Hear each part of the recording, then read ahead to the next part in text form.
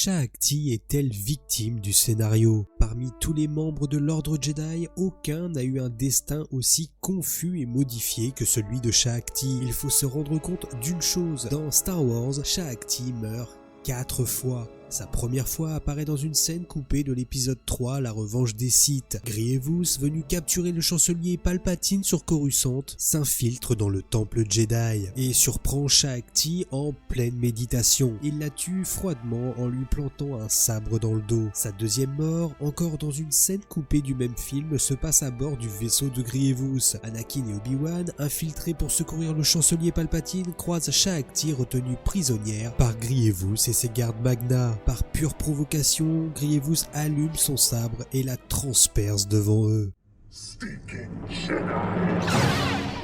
La troisième version de sa mort, toujours coupée au montage, se déroule durant l'Ordre 66. Alors que Shaak-Ti médite paisiblement dans le temple Jedi, Anakin, déjà plongé dans le côté obscur, s'approche silencieusement et la tue d'un coup de sabre. What is it, Skywalker? Une scène plutôt étrange, Shaak-Ti, pourtant une Jedi puissante, ne ressent aucune perturbation dans la force et reste impassible malgré le massacre en cours. Enfin, sa quatrième mort survient dans le jeu Star Wars le pouvoir de la force. Affaiblie après un combat épique contre l'apprenti secret de Dark Vador, Starkiller, elle se laisse tomber dans la gueule béante d'un sarlac.